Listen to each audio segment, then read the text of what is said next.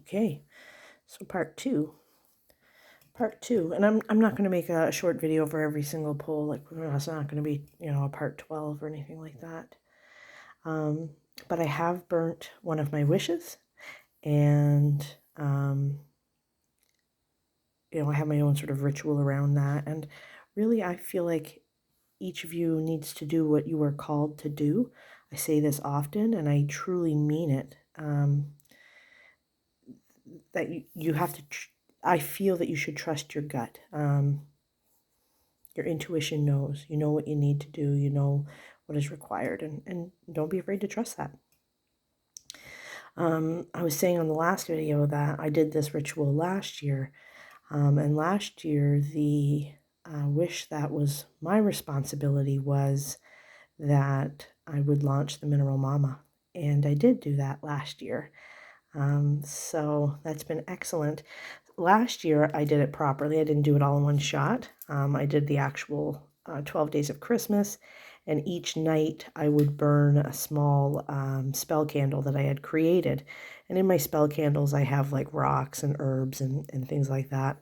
Anyway, I collected all of the ashes, all of the stones, all of the sort of the star anise that were in these candles, and I've collected them all. So this right here is my 2023 13 wishes ritual, essentially, which I thought was a really cool keepsake. I do intend on keeping the ashes in this cauldron. That's mugwort that I've personally foraged, and the ashes of the wishes, and I do intend to keep those. I'll put them in a jar. Maybe I'll use them further in another sort of manifestation ritual, or maybe I'll just keep them in my hutch as sort of a memory. But anyway, I have done one wish, and I've done one card pull, and I don't mind telling you that for January I got the 10 of Wands. I kind of put a little note about what it was like to pull that card, why I felt that that card was meant for me. I don't usually pull from my tarot deck. I shuffle it and the card jumps out at me. And that's just always how I've created this relationship with my Crow Tarot. But yeah, so the 10 of Wands. And the 10 of Wands is really just telling me, like, you know what I mean? It did present reversed. I don't know if I put a lot of like stock into a reversed meaning versus an upright meaning. I think that the card can be taken as a whole, and I do like to do that. But I did note that it did present as reversed. Anyway, it's just telling me, I feel it's telling me, don't be putting off these small tasks.